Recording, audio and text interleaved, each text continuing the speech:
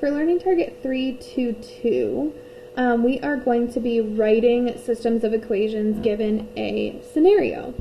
And if you have a packet, it's on page 15, but otherwise just have a journal out, and then if you need to pause going through the notes, feel free to do so. So we kind of have like two things we need to focus on for real world scenarios. And we did real world problems last unit when we were just writing scenarios or writing equations for linear scenarios. There's only like one thing that's different, and that is that we have to have two equations. And so instead of just writing one, we are now writing two. The other thing that we need to remember is that we have to use the same variables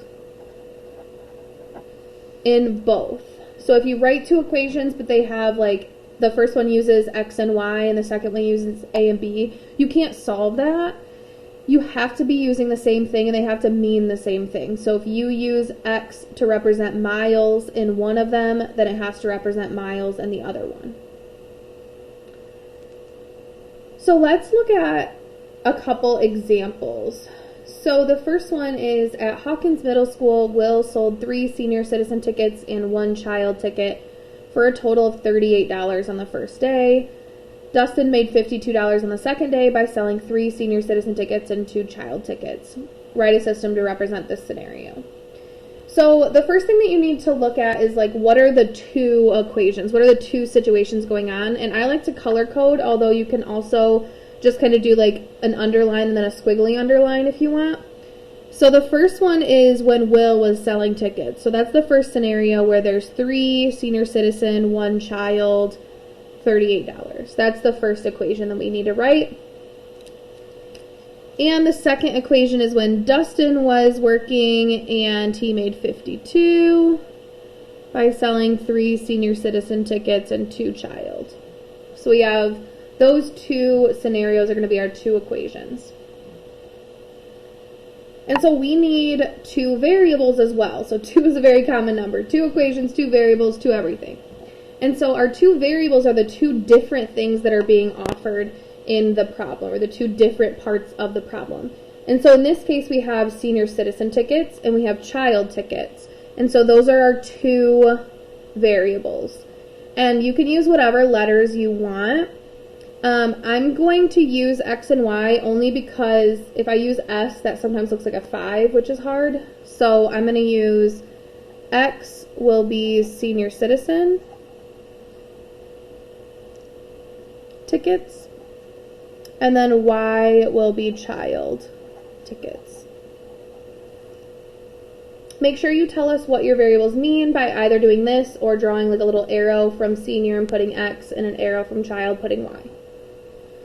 So now I'm going to write my 2 equations, and the purple one for Will, we're just going to go through and we're going to look to see what makes sense. So there's 3 senior citizen tickets, 1 child, and we have a total of 38. I like to start with my totals, so I know my first scenario is going to be equal to $38.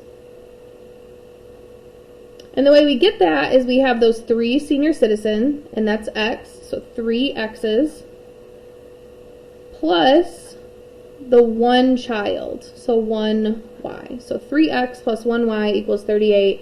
This is for Will.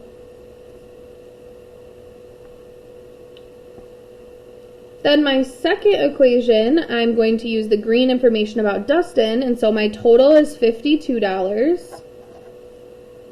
And we made that by selling 3 senior citizens, so 3 X's, and 2 child tickets. And that's it.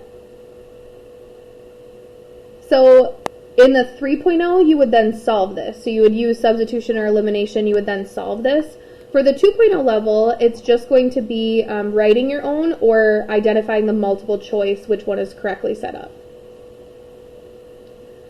So let's look at one more, and it's just set up a little bit differently. So this one says, Michaela has a bag of 31 coins made up of quarters and nickels. It has a total of $5.75. Write a system that goes with this scenario. So automatically, it is not similar to the one that we just did. The The one that we just did very clearly had two separate equations that were clear. There was a Will equation, and there was a Dustin equation. Now we have this like quarters and nickels scenario, but it doesn't seem like there's enough information.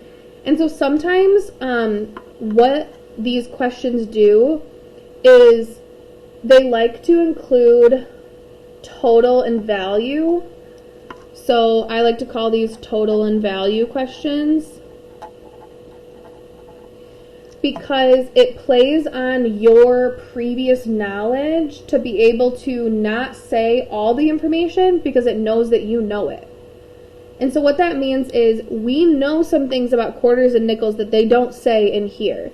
And so the way that they get around this is we have a total like number and then we have a total value. So we have two totals. So we have this first one, which is 31. That's the number of things that I have. I have 31 of these things. And then their worth or their value is 575. So it tells me my two totals right away, so I can start there.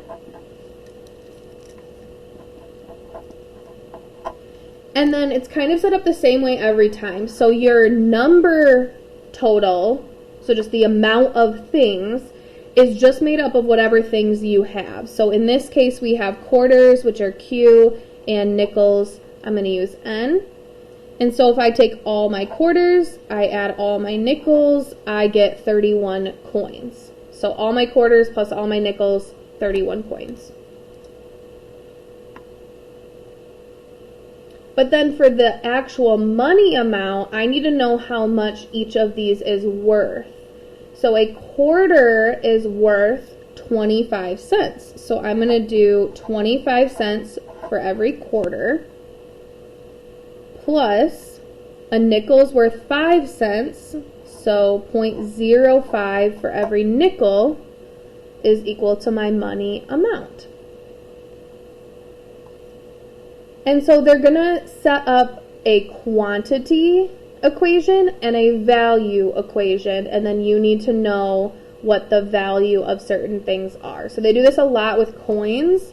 So it's like that you have a number and then you have a value. So this one's set up a little bit differently, but these are the two types of systems, real world scenarios you will have.